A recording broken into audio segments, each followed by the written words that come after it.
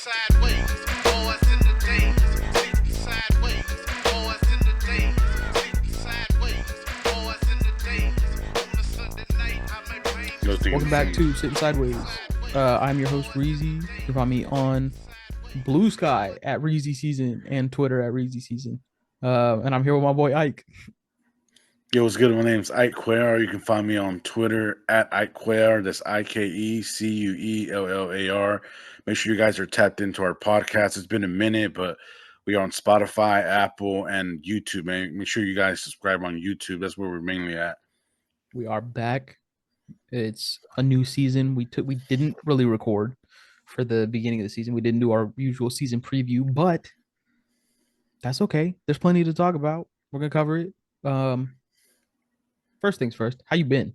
How you been with the Rockets? How you been this season? Good, man. I'm loving it. The team is, balling, and some of these games that we've had, in the first tough stretch here, we've beaten some really good teams. So I'm talking a lot of shit, bro. I'm not gonna lie. So a lot of my friends that are like Mavs fans or Spurs fans, I'm letting them know, and like they're like, man, you guys are for real this year. I'm like, you're damn right. Believe it. Better believe it. Yeah, what the Spurs are 10th, the Mavs are 12th, and we're 5th. We run Texas. Texas goes to Houston.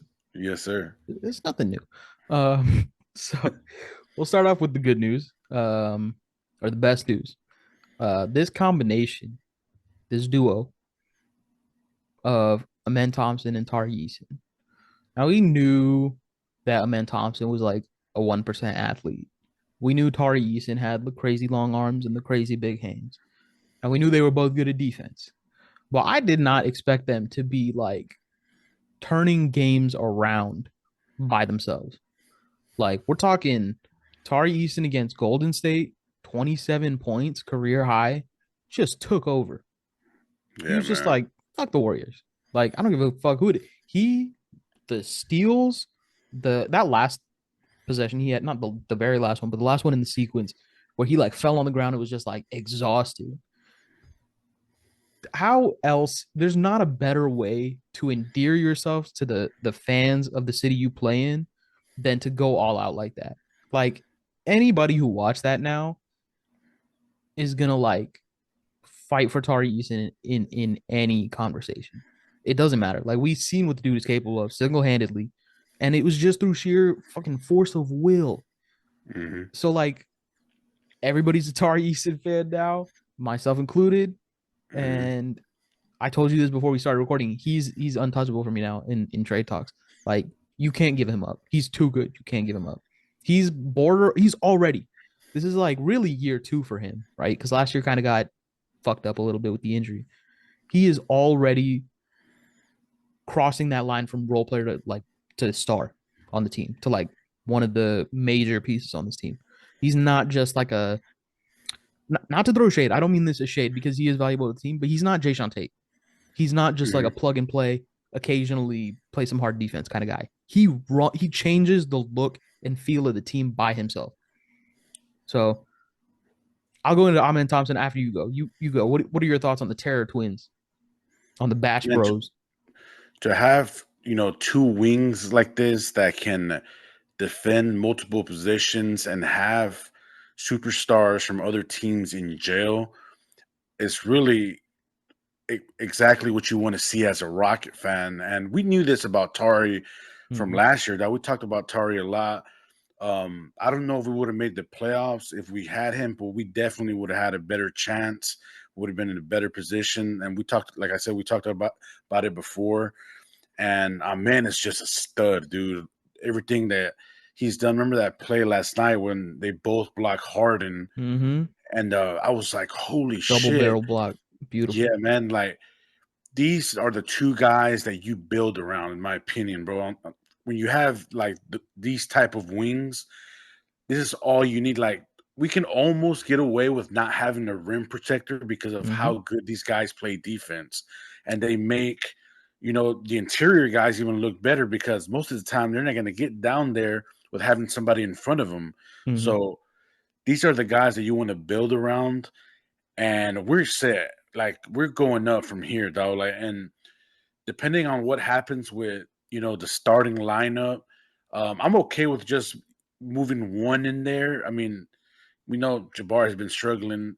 I wouldn't mind putting Tari in there, but I trust Ime and those decisions. But these guys are ready to just take over this league, and everybody's been noticing they're getting love from all the pods, Mhm. national wide, and everybody's showing love, man. So we waited for this, man, and like it's here, and I'm so Mhm. happy to see this, man.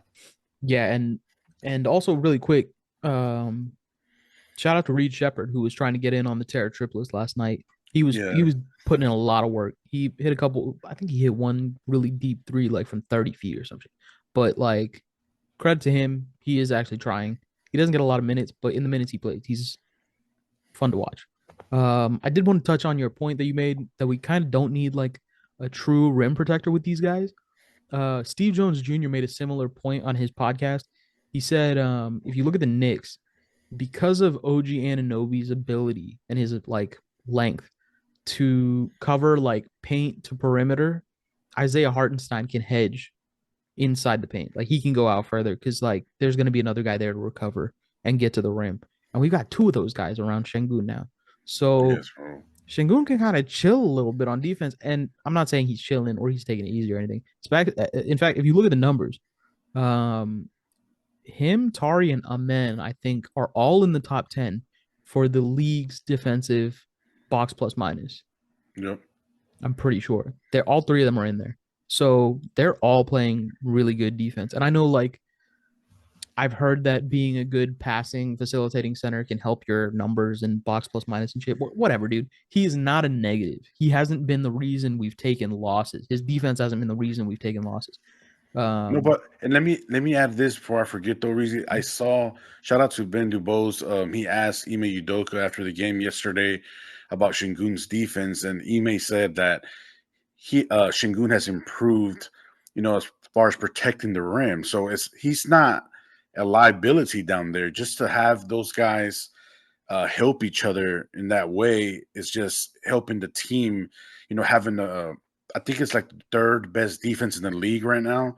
So yeah. everything shows, man. And like the effort is there, the heart is there. So like we're gonna be top 5 defense in my opinion all year.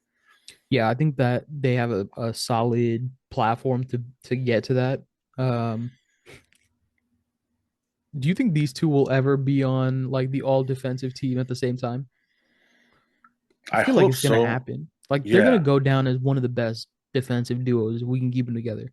Because the stuff Hmm. I've seen, like even PJ and like Luke didn't do this, or like I'm trying to remember who the last like great defensive duo we had was. But like I haven't seen no shit like this on the Rockets, where Maybe. they're taking games from opponents on defense, Hmm. purely on defense, and like sure it's turning into offense, but like it's because of the defense. Yep. Yeah, it's just amazing to see what I think who was I think it was Frank on Twitter tweeted that Ime's greatest accomplishment so far was getting Alp and Jalen to be positives on defense. And I have to agree with that dude because we watched them for 3 seasons and most of us were kind of like, yeah, as long as their defense is like acceptable, their Yeah. Like offense not outweighs it. trash. Yeah. Now, Hmm. dog, Jalen takes it personally. Alp, Yep. that sequence he had yesterday where he scored and then Tari went over there, Oh picked his man. ass up, and they both sprint down court and Shingun gets the statement block and sends that shit into the stands. I Toyota was went like, nuts, bro. this Toyota wasn't went nuts when happening that before. happened. I can imagine. I can't. It was probably fucking insane. Hmm. Um, but yeah, like that. That's really all I've wanted to see, in terms of defense. Um, so yeah, my bad. So yeah, just the team effort is there. But we specifically wanted to highlight Tari and Amen because they're both kind of like second year players going into this. One is 23, one is 21. Like, what the hell are they going to look like in their primes? It's going to be something we've never. I'm pretty sure it's going to be something the league has never seen before. Have you People ever people seen are going that to meme? hate playing in Houston. Have you ever seen that meme where it says "Thank you for changing my life" and then it says "I'm literally I'm Tari literally. Eason and I'm in Thompson"? Bro, that's how I feel right now. I need that in the poster so I can just see it every day in my wall. I don't know. It went from the start of the season went from me being like, okay, the thing I'm most excited to see is does Jalen excuse me, does Jalen Green continue his like elevated level of play, which he did for the most part to start the season. He's been a little inconsistent for a couple more games, but he's playing good enough, in my opinion. Then it kind of went for me to like, well, Şengün popped back. Oh, look who decided to join mid podcast. We've got a guest. Let's go. Well, we'll let him set up. I'm gonna finish the point I was making. Live television, ladies and gentlemen, you can't script this. What the fuck was I saying? The narrative. Okay, so yeah, then it went to be like, is Şengün gonna bounce back? This motherfucker. So I was like, is Şengün gonna bounce? We'll get to you in a minute. I'm gonna get to you in a minute. I was like, is Şengün gonna bounce back? And then he did. He's playing really well now. To now it's just like, I just want to see Amen and Tari play defense. I don't give a shit what the score is. I just want to see them on the court. So that was the point I was trying to make. All right, people. Welcome Jackson Gatlin to the show. Come storming in mid-segment. That was I saw the text and I was about to, that's what I was looking at, by the way. I wasn't just losing my train of thought looking at my phone. I was like, oh, Jackson texted me finally. So we were gonna have this fool on, and he's on. So welcome to the show, Jackson. How you doing? I'm excited to be here, guys. I'm sorry that I am behind. I'm be completely honest. I was running on literally like 2 hours of sleep today. I made the commitment the night before we are recording this, was a Wednesday evening. So we're recording this on a Thursday evening. And I stupidly made the commitment to attend a birthday dinner, a celebration, while also still simultaneously being in charge of watching the Rockets game and recapping that for LOR, while also being in charge of doing Locked on NBA and recapping all the NBA action. So I literally did the birthday dinner, came home, recapped all the NBA stuff, got that show out at like 4 a.m, and then had to rewatch the Rockets game and then do that show and get that out at like 7 a.m. And then I got like a 2-hour nap in before I had to start my day. So I'm a little jet lagged, a little behind, but I'm here. And so I apologize for running late. That's the man that never 100% sleeps on me. Nah, man, we appreciate it's it, all man. good, bro. You Yes, are our sir. first guest, so I mean, but what an entrance! You know, No, this is a horrible entrance. it's an iconic moment. It's an iconic moment in Sittin Sideways history. Oh man, what have you guys hit so far So on the show? we were actually still on the first topic. We were just talking about the Terror Twins. We were talking about Amen and Tari and how they've kind of like changed the narrative for the team, changed the narrative for themselves, and like how it's only their second season. What are your thoughts? I mean, at this point, there's something unique about it. I'm gonna go with a crazy deep cut here for you guys. Okay, yeah, go for it. This is where you can give the locked on B sides that you don't want to get harassed for. Sir. Do y'all remember when David Nwaba was on the Rockets? Yeah. Yes. Like David Nwaba had this same, obviously not anywhere near the level of impact or actual like, scalability, whatever that Tari and Amin have, but he had this same kind of like wrecking ball ability where he would come into games and completely change the flow of a game. And then there was a period of time where David Nwaba got a few starting gigs, started a few games, and it was nowhere near the same. Like David Nwaba's impact and ability to transform a game was not anywhere near the same when he was in the starting lineup as when he was on the bench. Now, I don't think that applies to either of Amin Thompson or Tari Eason. And Ime Udoka has said as much. He talked about it pregame before the Rockets put the beat down on the Clippers, that he doesn't believe whether they come off the bench, whether they're starting, like he thinks their production, their ability to impact the game is going to stay the same. But I understand one of those kind of like areas that's hard to quantify, one of those things that you can't look at a box score, you can't put a number behind it. Their ability to come off the bench and change the flow of a game is really unique. Because, right, sometimes, and the Rockets starting lineup, even when you look at the advanced numbers and everything, the starting lineup hasn't been bad, despite the fact that, like, 4/5 of the starting lineup has underperformed so far for most of this season. So the fact that they have a positive net rating, the fact that their 5-man starting lineup is as good as it's been, despite the shooting woes, despite the fact that Jabari Smith Jr. is like the worst 3-point shooter in the NBA right now, like they're overcoming all these obstacles and they're still really effective. And then on top of that, you're able to then go into your bench and bring in these two elite like wrecking ball defenders who come in and just bully ball with other teams and take turns really embarrassing like legitimate NBA players. Just like I'm talking, it's like grown man, playing in the driveway with his son, Yeah, Jalen kicking Brunson the is ball having away. nightmares. Yeah, it's kind of ridiculous at this point what they are doing to opposing teams on a night in, night out basis. And what's really cool is other fan bases, other teams are really starting to take notice, and you're starting to see, okay, wow, these guys are actually difference makers. Honestly, if they keep it up this whole season, I would be absolutely shocked if we didn't see one, if not potentially both of them, making an all NBA defensive team this year for their like sheer impact that they've had. I just asked if he thought both of them could make it at some point in their career. Would both of them make it at the same time? We'll see. It would be sick if one of them made it. So Ike, what do you think? I wanted to ask Jackson this: how realistic you think it is for both of them to start sooner rather than later? I know if you possibly put Tari at the 4, um, over Jabari because Jabari's been struggling, I think that would work. But how soon you think that could happen, Jax? If would it take a long time, or will we wait until like All-Star break or something? I think it's really weird when you look at the situation that like Jabari Smith Jr. is in this year. It's actually really similar to the situation that Jalen Green was in last year, right? Like last year, now granted, actually the Rockets are more successful this season, or to start than they were last year. Um, and other members of the starting lineup are also struggling this season, as opposed to last year, where it really felt like, man, okay, Dylan Brooks is off to a hot start. He's shooting the lights out of the ball. Fred VanVleet and Alperen Şengün have this great 2-man game. Alp's breaking out. Fred's the veteran. He's leading the group. And even Jabari was a better 3-point shooter last year, right? He took a step forward in the right direction. He was more versatile, better defender, better rebounder. And Jalen was the one who was really dragging that starting group down for like 2/3 of last season until it all finally clicked for him. This year, clearly the weakest link in the starting lineup has been Jabari Smith Jr.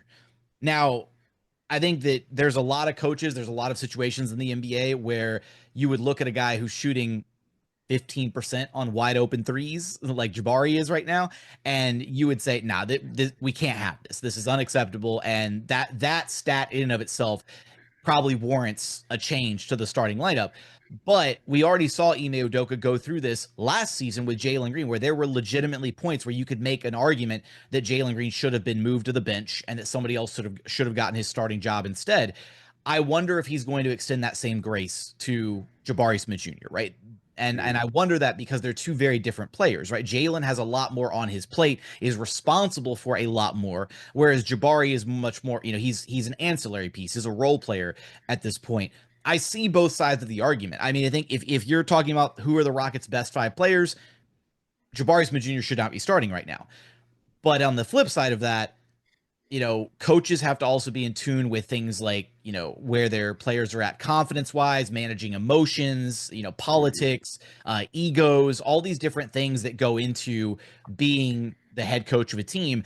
And if you bench Jabari, if you move Jabari to the bench right now, you might shatter his confidence, right? You might just, whatever little bit of confidence he has left might just completely get like disintegrated, and then you lose him completely as a player, and then he's just completely broken. At least as it stands right now, what it looks like is, at least for the foreseeable future, Ime is going to keep starting Jabari, going to give him opportunities to kind of try to get himself out of this shooting funk that he's in and break out of this slump.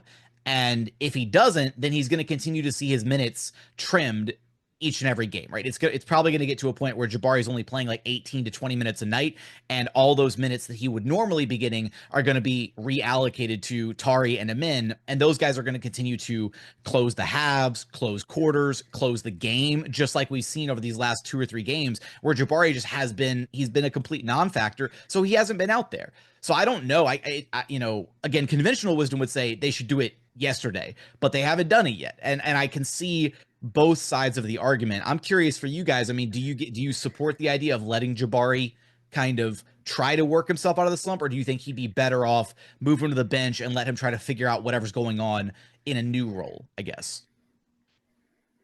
So yeah, I'll go first. So here, my thing is, you mentioned confidence, and I really do think it's a matter of, for Jabari, like being in his head, because if you watch that Warriors game, he had 3 super clutch 3-point shots. And each time there was like a defender closing out hard, and it was like, you got to take the shot, like catch it, take the shot. There's no time to think, there's no time to like set up, just take the shot.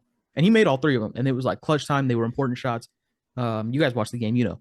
But then if you watch the game, I mean, like you said, he's shooting 15% on open threes, right? So like, there's no excuse for that.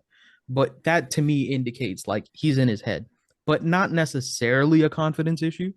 But I think he's definitely in his head. So for me, like, if it gets to a point, we're fifth in the West, right? We're 8-4. We could have won 2 more games. We probably should have lost 2 of them.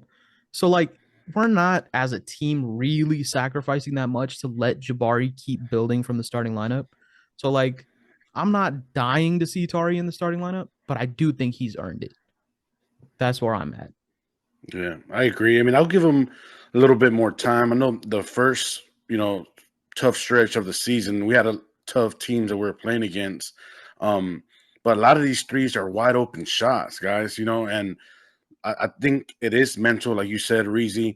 If he could just hit 2 or 3, I think it just builds some confidence for him, starting out the game. And I do think he's a good rebounder and sometimes plays good defense, around the rim.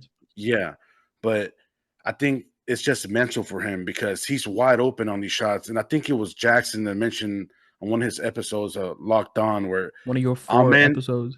Yeah, exactly. Our man is shooting the better percentage in threes than he is, bro. Like, he made 2 threes last night. And I know it's just one game, but known sniper Amen Thompson. Watch him out. Yeah. But yeah, man, I'll give him a little bit more time. Hang on. I got a button for this. Where is it? Yeah, he's not good. He's not good at all. There we go. This is, dude. I love this button. I'm gonna get so much play out of this over the course of the season. But I've also got the Uncle Jeff. Where is it? He did great. Thanks, Jeff. That's clutch. You're gonna get plenty of play out of those.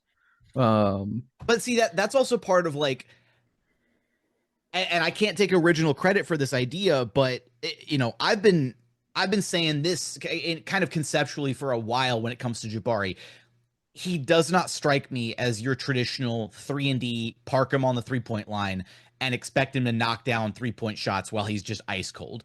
And unfortunately, with so many mouths to feed in this Rockets offense, with Şengün and Jalen being the 2, 1A, 1B offensively most nights, Fred needs his touches, and he's going to be orchestrating and steering the offense, so he's going to be aggressive at times, take his own looks when he needs to, and then Dylan's going to be Dylan. And honestly, Dylan hasn't been too bad this season. He hasn't had too many moments where he's gone like full like Memphis Dylan Brooks trying to take over too much. But Jabari often is right like 4th or 5th banana in the Rockets offense. He doesn't get those touches. He doesn't get to touch the ball, dribble it, kind of get feel himself out a little bit. To get into rhythm, whereas in college at Auburn, right, he was the guy. Like, he touched the basketball like every possession down. He was always involved in actions, all that stuff, and he had that swagger, he had that confidence. And I wonder if just you can achieve this in different ways. Again, you don't have to move him to the bench to do this, but letting him have a bigger piece of the pie offensively with the second unit is something that I think has a lot of value potentially, because the fact of the matter is Jabari's bread and butter, his favorite spots on the court where he can actually get to work is that mid-post area, right? Either by getting his back to the basket against a smaller defender, getting him down on the block, or just facing up like at the elbow or kind of in the mid-range. Think kind of, Chris Middleton-esque, whatever. And if you're going to do that with Jabari, it's really tough to do that and justify doing it out there with the starters. Whereas if you do it with the bench unit, with guys like Amin, guys like Tari, guys who don't really need their, they don't need plays drawn up for them. They don't need their number called. They're cool just getting whatever they can get, however they're going to get it, alongside Jalen Green. I also think it would take a little bit of pressure off Jalen Green, because Ime's done that thing where he's basically staggering Jalen and Fred as his primary ball handlers, and we've seen a lot of lineups where it's Jalen plus the 4 bench guys, right? So Jalen, and then it goes Reed, Amin, Tari, and one of the centers, whether it's Jock Landale or Steven Adams or whatever. If you swap out that 5-man instead of Jock or Steve-O, and you make it Jabari with that lineup, as kind of the bench unit for the Rockets, it's still kind of that opportunity for Jalen Green to cook a little bit, but he can also kind of take turns with Jabari and get Jabari some moments where he's operating in his favorite spots on the floor to try and get himself going. And again, maybe it's just, it might be easier to facilitate that if Jabari is coming off the bench to start rather than trying to do some weird, like, okay, we're going to sub him out really early in the first quarter, bring him back late in the first, and then, all right, into the first quarter, top of the second, Jabari, that's where it's your turn to cook. Yeah, I mean, he's already not closing games, right? So like Ime sees it. It's not like he's delusional. He knows the idea of letting him sort of like take turns with Jalen on the second unit is interesting to me. I hadn't considered that. Well, Ike, you got any thoughts? No, that's pretty much it, man. On Jabari, I still believe in him and give a little bit more Yeah. time, but hopefully it'll work out. Still on that Jabari wagon. Where it stands? Whoa, you on that Jabari wagon? Ao, what? You're such an asshole, Bro, Jackson. come on.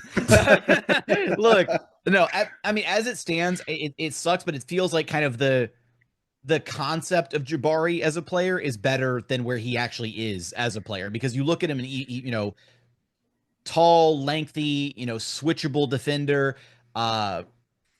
ability to knock down shots offensively, especially from long distance. And he's not delivering consistently enough across the board, right? He's not this like dominant rebounder. He has some games where he can be really good on the glass, but other times he's, not invisible, but just kind of a net neutral or kind of a non-factor on the glass, whatever. And then defensively, I thought he took some really significant steps forward last season. There were points where he'd be, I still remember very early on last year, that game against the Clippers where he had a few possessions where he was like, he'd guard James, then Paul, then PG, then Kawhi, like all on one singular possession because he was just swapping everything on the perimeter and looked really good doing it. And he still has some moments where he can look really good as a switchy, big man, but at times he's not sticking with smaller guys. They're blowing right by him. Like there's a point where James Harden was like getting right by him, against the Clippers, and James has like zero burst now. He's 35 years old. Like there's no way that a James Harden at 35 years old should be getting past Jabari Smith Jr. on the perimeter. And he also still hasn't bulked up considerably to the point where he's like able to legitimately guard opposing bigs one-on-one. So he's kind of caught like in this middle area. So again, I think the concept of Jabari Smith Jr. is better than the actual version of him right now, which sucks because I still think there's like a really good player in there somewhere, but it's very safe to say that he's kind of regressing as far as this season is concerned. We have concepts of a Jabari at this point. With concepts of player development at this point. Oh yeah, this is my cue to ask once again for like the 6th consecutive episode. Ben Sullivan, what do you do? Right? We are like one of the worst shooting teams, and he was so hyped up as a hire. What does he do besides stand there and be tall? Jackson, do you know you at these practices, man? What do you see Ben Sullivan doing besides yelling at people and stroking his beard? I mean, at this point, it is really disappointing that Ben Sullivan was touted as, obviously he's not Chip England. There's nobody that even compares to him as far as like, being a shooting coach in the NBA. But, everybody, myself included, pointed to, the work that Ben Sullivan had done with Derek White going from San Antonio to Boston and him upping his 3-point percentage and becoming such an impact player for the Celtics on their run to the finals during Ime's first year in Boston before he left there. And, at the end of the day, it is really concerning that you look around the landscape. Like it's actually really exhausting. Like literally watching any other of the 29 teams in the NBA and you watch their players shoot and you're like, man, this is kind of nice. Like this is what it looks like to actually hit shots.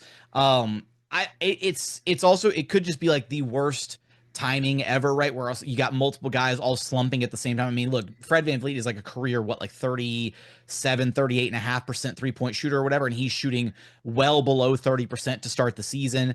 Dylan Brooks, who had one of his best years from downtown last season, has regressed a little bit to start this year. Jalen Green's always been a shaky 3-point shooter, and after a hot start, he's kind of regressed back a little bit. Jabari, obviously, we've hashed out his issues here. So I don't think it's necessarily like anything that I know it's fun to want to point fun at like Ben Sullivan and be like, yo, what do you do? But at the end of the day, like it could just be as simple as, man, like all these guys are just slumping at the exact same time. And sometimes that happens and it just really sucks when it does. The silver lining is the Rockets have still found ways to win games. They're still 8-4, despite the fact that they're a bottom 3-point shooting team right now in That's the crazy. NBA. I don't know if that number's changed at all since the last time I looked at it like a day or so ago, but I mean, they have found so many other ways, right? They're relying on their defense, they're relying on their rebounding, they're relying on their physicality, the second chance points, turnovers, getting out in transition, like all these other areas.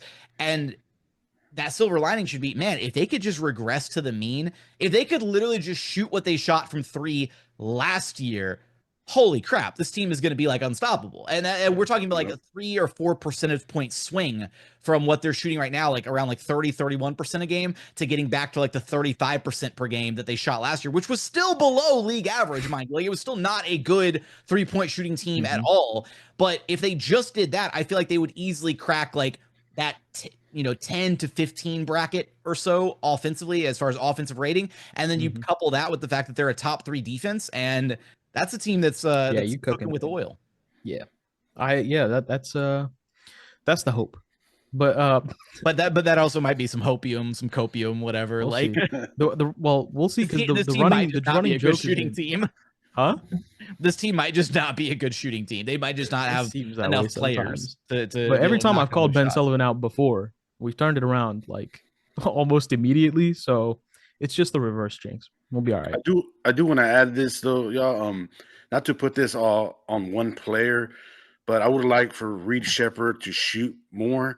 It looks like most of the time he hesitates, like he's kind of thinking twice about shooting, and he just needs to let it fly, man. I remember Calvin Murphy I think it was last week or 2 weeks ago, where he was just saying, you're out there to shoot the ball. And, we see that, everything he did in college and his percentage. I know he doesn't get a lot of minutes, but he's out there for that specific reason, man, just to open up the floor and just shoot lights out, man. Like, don't be scared. Just let it fly. I think he'll get better, as the season goes on. But I really hope that he just gets more confident shooting the basketball. It's definitely with Reed, it feels like a rookie who's trying to make the right basketball plays every single time. Like he's worried about doing the wrong thing on the court, and he doesn't realize, like you said, his job is to be out there to shoot. He's arguably the best shooter on the team. Now that hasn't translated yet. And thankfully we have seen over these last probably 2 or 3 games, we've seen him be a little bit more aggressive about trying to take some of those outside shots. At the end of the day, Reed, unfortunately though, doesn't have the ability to like self-create. He's not Jalen. He can't get into like a step back 3 and generate all this space and then get his own shot off. He has to rely on the separation being created from like a pick, so he has to get a good screen from Şengün or from Adams, Jock, Jabari, whoever, to open him up. And it's not too dissimilar from Fred VanVleet, right? Fred doesn't really create his own separation either at this stage. He needs a screen to get open. But the other side of it is, right, there's so many opportunities where he gets like a kick out pass off an offensive rebound, or somebody swings it to him, and his first immediate inclination is to pass, not to shoot.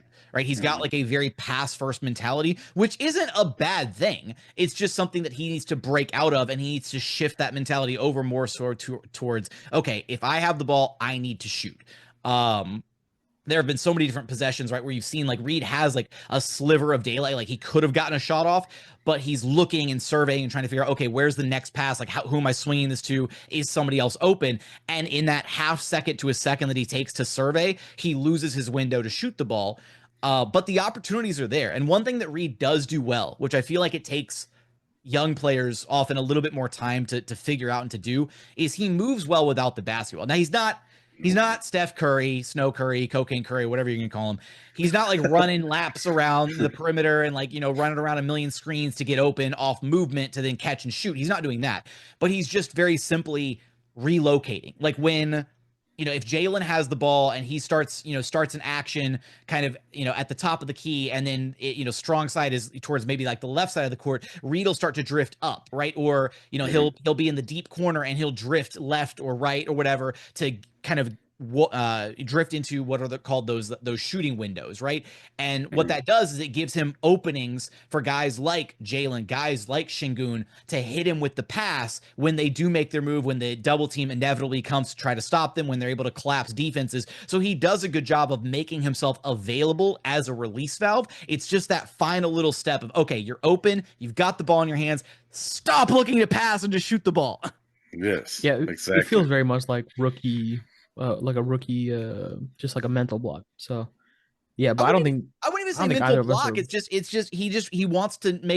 He wants to make right good play. basketball plays, but the right basketball play is shoot the ball. Like, it's just, and Somebody's that's got to sit him down and and just be like, "This is the shot we want. Like, this is what we're moving the ball to get. Is you getting a shot?" And for like Udoka, absolutely, and the coaching staff, absolutely. There have been points where, like, Reed has caught the ball on the perimeter, like near the Rockets bench, and you can see the coaches all be already like, screaming, "Shoot shoot." it!" They're like yelling at him to let it fly. So it's just something that he has to adjust to, right? It's a learning experience for him, and it's really tough to break out of that habit, right? If you've been a pass first guy your whole career, even though he's the the knockdown shooter that he was in college, whatever, he was raised to be like this all around like team first style player, right? He doesn't have a big ego. He's not about himself, and he's trying to just fit in. He's not trying to step on anybody's toes, and that's kind of how he's been throughout his whole career. So now it's trying to, okay, that's great, that's awesome, and we appreciate you for doing that. And there are times where we need you to like run the offense and facilitate and get other guys involved for sure. But right now, your best skill is your ability to shoot the ball, and that's what you're not doing at this point. So just got to get him more opportunities, more reps. And I'm not worried about the shot not falling at this point. Like, it is going to start falling, and when it does, when it eventually clicks, and the Rockets have all this other stuff going, and their biggest weakness is shooting, and once it all clicks into place for Reed Sheppard, and he's getting up 2 or 3 or 4 3-point attempts per game and making them at a high clip, that's going to be really fun to see. I'm looking forward to it. All right, I was going to say it's going to hit like crack, but I might hit like cocaine instead. Cocaine. There we go. All right, Nice. so we covered a bit more on the team that we were planning on. So I'll just pose this to you as a hypothetical, and we'll cover it as the second topic. But okay, you're the GM of the Rockets. You are Rafael Stone. Congratulations, nice beard.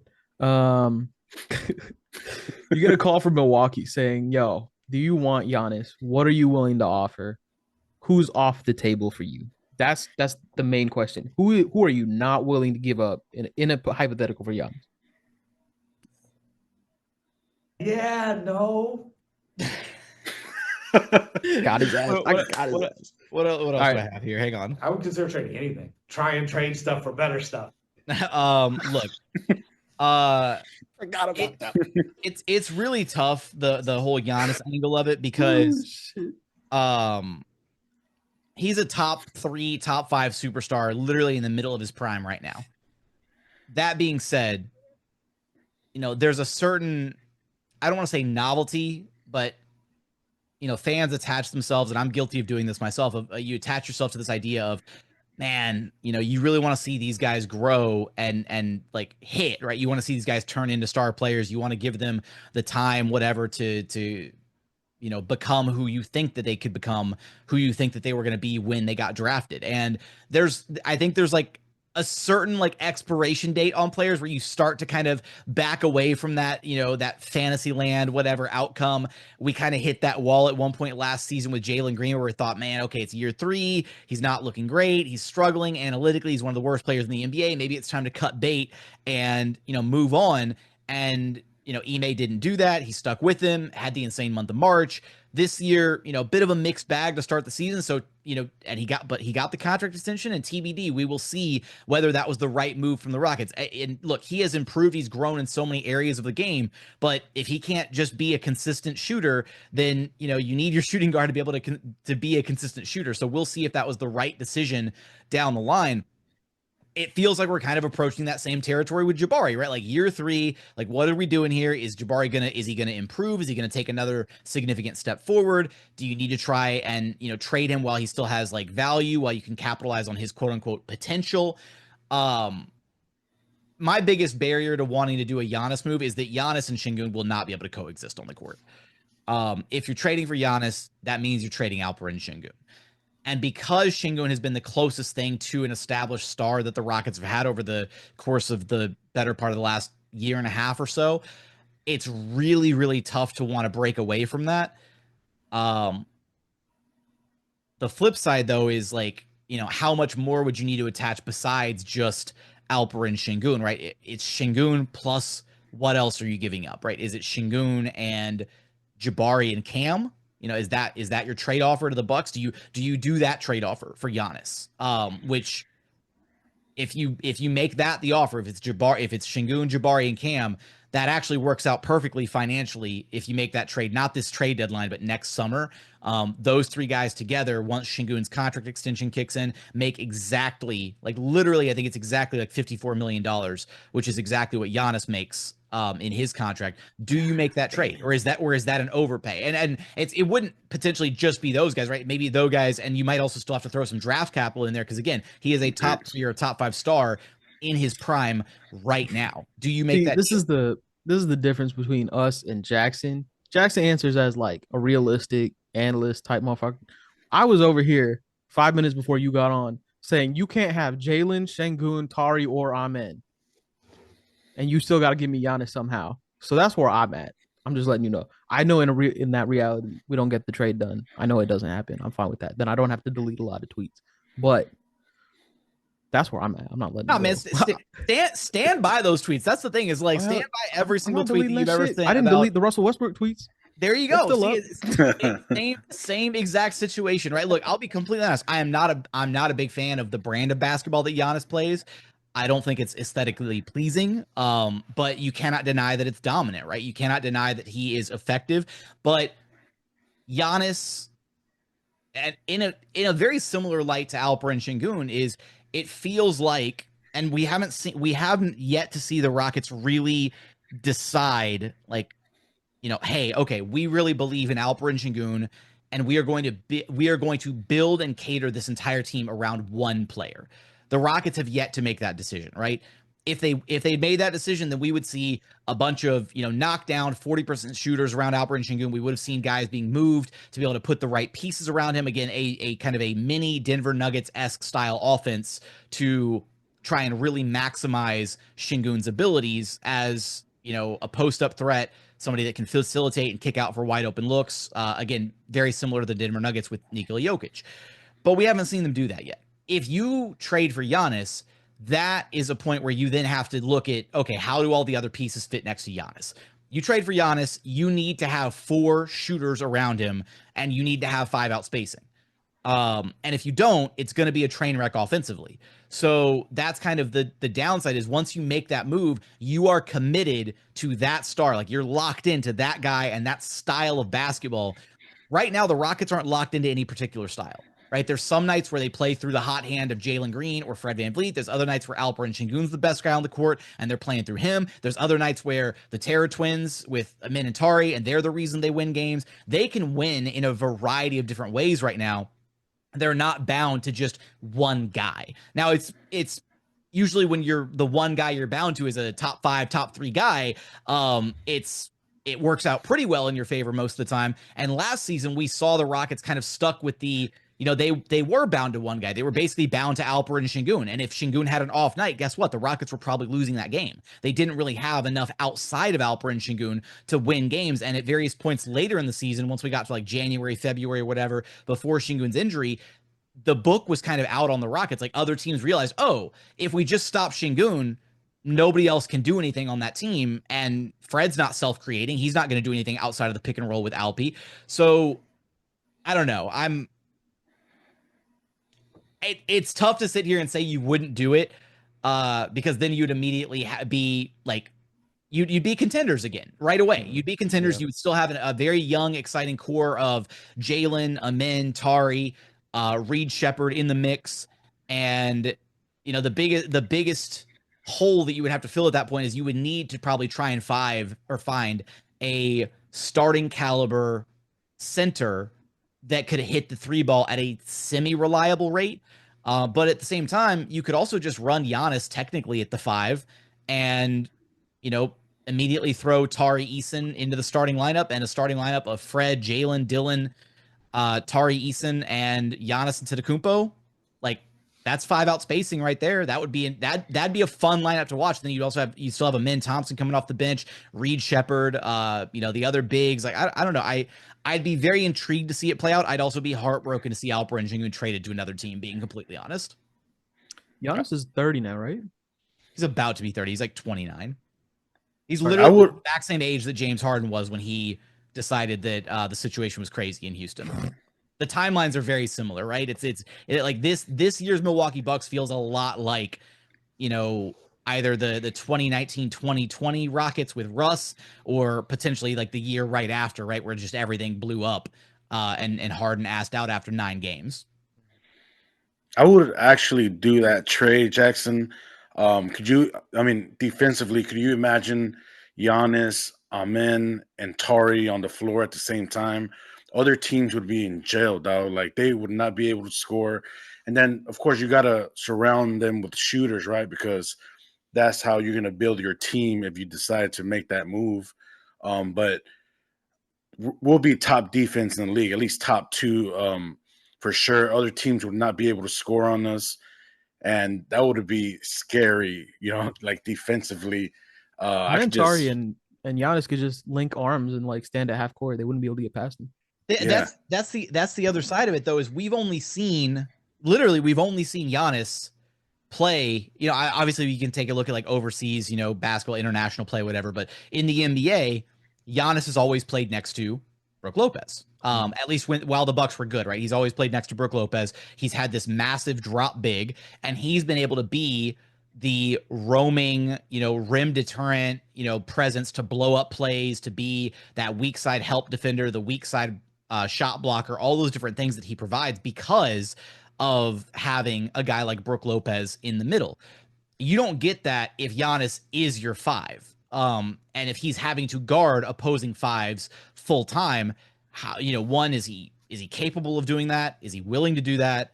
Would he get frustrated? I would look at it. It would be very similar, I think, to how the Thunder kind of operate right now with, Chet Holmgren's injured, but pre-Chet Holmgren injury, they basically would roll out Chet and like 4 guards or wings. And they'd be kind of undersized, honestly, but they would swarm. They would send 2 to the ball constantly. They would, and they're still number 1 defense in the NBA for a reason. But I wonder, like, the Rockets would have to adapt a similar style, because it wouldn't be fair to expect Giannis to have to deal with all the, because there are a number of big-bodied centers, right? Like, he would need help guarding Jokic. He would need help guarding Embiid. And so it would be an interesting experiment to do that full time with Giannis, but I don't know if that's, again, maximizing his true potential. You would have to probably go out and find, even if you did bring this guy off the bench, you would have to go find a suitable stretch 5 to really get Giannis the best of both worlds, right? Him as the weak side, roaming help defender on defense, and then also still maintaining that 5 out spacing on the offensive side. Too bad they let go of Jay Huff, huh? Dude is tearing it up in Memphis right now. That the other day. Wow. He's cooking right now. Credit to him. All right, well, those were the 2 main topics. Then we just want to kind of ask you some questions, because you're on the inside a little bit. You on the other side of the screen, usually. So, okay, my first question was going to be Toyota Center. We've been going to Toyota Center for a couple decades now, but we just see it from like the fans' perspective. Are there any secret passageways we should know about, or any other interesting things? Not really. Like, there's not like a secret tunnel like at Staples, like I guess, crypto.com, whatever. There's no like secret tunnel to my knowledge. As far as I've been to, like 7 or 8 different NBA arenas, and like been able to walk around them, like, in the tunnels and behind the scenes, whatever. I still maintain that of the ones that I've been to, Toyota Center is the easiest one to navigate, because it's literally just a giant circle. So you got when you're looking at it as a fan, you've got the lower bowl, you see the different tunnel entrances or whatever that players and personnel and staff come out of. It's literally just one big ring that goes around the building. Game ops, event staff, whatever, they use kind of the back half of the ring. So when you're watching on TV and you see the Rockets bench on the left side, the visiting team on the right side, if you were to go into the tunnels behind those benches and stuff, that would be like the back half of the Toyota Center kind of underground, where there's not, it's all just, props, event stuff, whatever. And they have like extra, locker rooms, other event space, dressing rooms, whatever back there. But both teams use the side of the Toyota Center that's like towards where the cameras are actually shooting from. And you see at the end of the game, right, the Rockets always come out of that bottom left part of the screen, their locker room, that leads directly back to them. The visiting team goes down towards the bottom right side. There's really nothing like, crazy about it. What I need to do, and I've been meaning to do this for a minute, I need to just like take my phone and just do like a walkabout of Toyota Center and just record a video of what it looks like behind the scenes. I don't know if a video like that already exists out there. But yeah, I'll just do like a walkthrough of Toyota Center so that people can see like, okay, this is the entrance to the locker room. This is where they like their health and nutrition center. This is, the tunnel walking out to the court, like all this stuff. Cause you'll see like little snippets of these things from like the pregame photo shoots, when the players are running out of the tunnel to start the game, like all these different things, but seeing it in one like holistic kind of all pieced together view might be really in relation to where everything else is. Yeah, like I think the biggest shock to me was realizing just how big the underground area really is, because it directly connects to the Tundra Garage right next to Toyota Center, and that's where the players park. Like under Tundra Garage, they go in, and then there's like a big like opening that leads directly into Toyota Center, and that's where the players walk in. They do their, when you see all like the pregame fits and everything from the photographers that are, taking pics of them and then getting posted to social media. Like when I first walked past that entrance and I like looked out and I was like, in my head I was doing the math and I was like, oh, I'm below Tundra Garage right now. Like, and it's just kind of a trip when you realize like how it all pieces together like that from an architectural standpoint. But no hidden tunnels, to my knowledge, at least. And I've been down in Toyota Center for a minute. So Okay. Nice. Like, you got any, you want to ask him anything? Yeah, man. Well, we got him before he Yes, leaves sir. abruptly. Now, Jackson, I wanted to ask you about the new practice facility, man. Like from the outside, it looks really nice. Everything we saw, like on Twitter, on social media, it looks like one of the dopest practice facilities out there in the NBA. And we heard like players say that they were there every day because of how nice it was. And it just looked amazing, man, from everything that we saw. Like, what was your experience like in there? I mean, it is, first off, it's one of those where it's like, I think in part for the players on the Rockets who have never known better, right? Like they got drafted to the team. They've never played for another NBA team. And all they've ever known was that little rinky dink side gym that looked like something out of the YMCA, like, tucked next to Toyota Center. Again, I understand why Leslie Alexander and the Rockets did that originally. The idea of having everything in-house makes a lot of sense.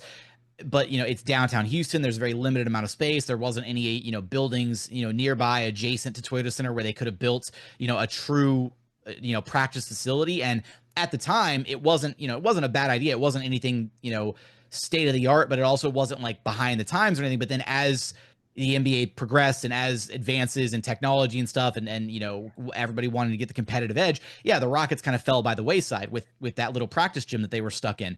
So I think part of it is just when you go from that little rinky-dink side gym to the really beautiful new facility that they have, of course, the players are going to be blown away, staff is going to be blown away. It is a really nice atmosphere. It's great, the kind of the design of it, like just how much open light pours in. Like they have these really high windows. There's a ton of natural light that just spills into the building. The two courts are really, they're the centerpiece of the whole building. And being able to have all of the, basketball operations staff and coaching staff and everybody under one roof and have all the easy access and everything, it's monumental for this team's development. It's important for, making life easier for the coaches and for the players. And again, that desirability of just wanting to like hang out in the gym and get shots up, right? Like nobody was trying to go down. First off, nobody was trying to get all the way to downtown Houston to go to that little crappy side gym and like get up shots, right? There were times, I mean, think back to like the James Harden era Houston Rockets, where they would oftentimes be seen like practicing and working out at University of Houston using the Cougars facilities because they were nicer than what the Rockets had. Like that's kind of a trip, is like there was a collegiate team in town that had a better practice gym than what the Rockets did with the Guy V. Lewis training facility. So it is really nice, and it's a big competitive advantage for the team. And you know, being able to walk through it, I've got my hard hat back over there over my shoulder. Walking through when they were first like doing the construction, and there was like nothing there, and it was literally just like the bones of the operation, and then seeing the finished product was like a really cool moment, like personally for me. So I like it. That was dope. All right, well, I think we've taken up enough of your time. You are a busy person.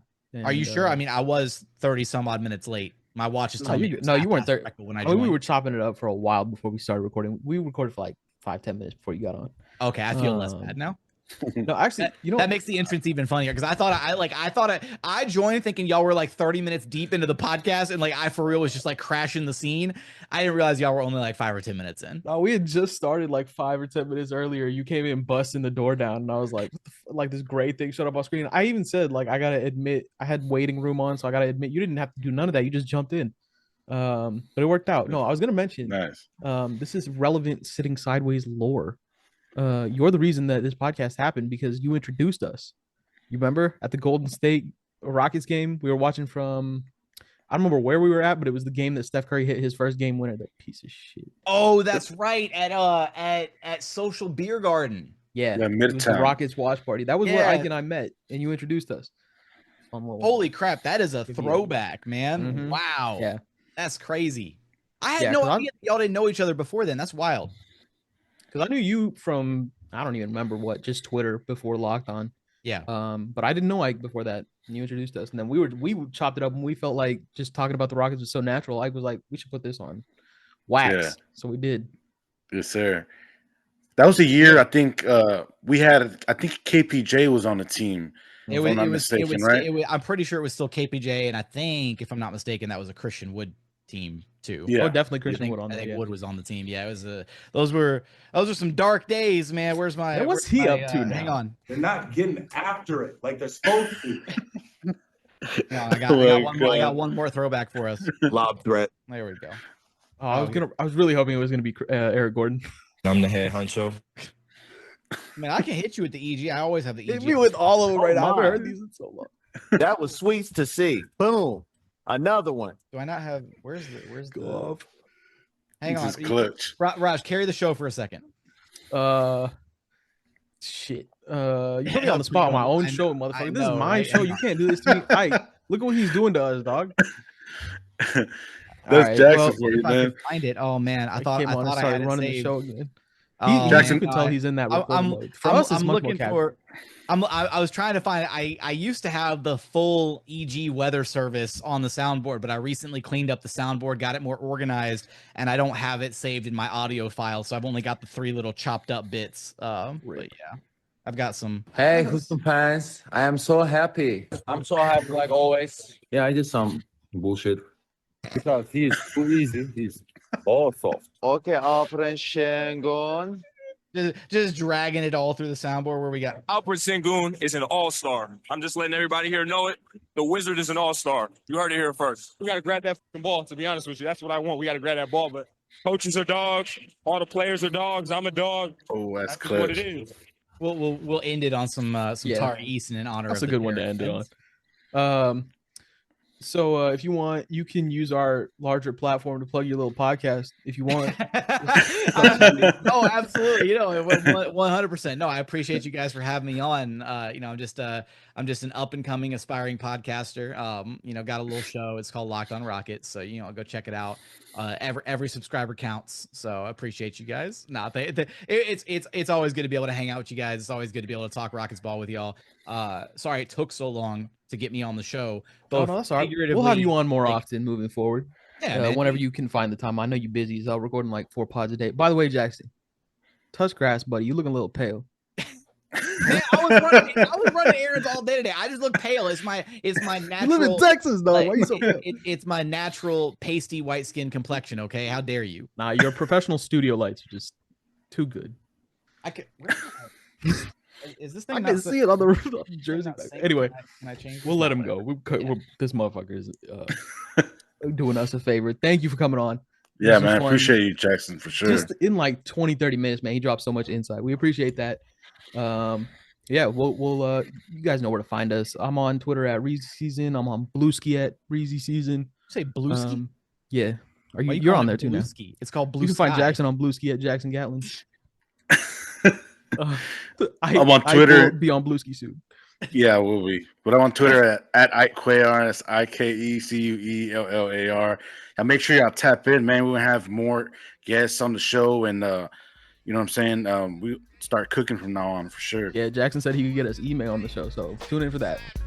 All right, we'll catch y'all later. Peace. On a Sunday night, I might bring you some peas.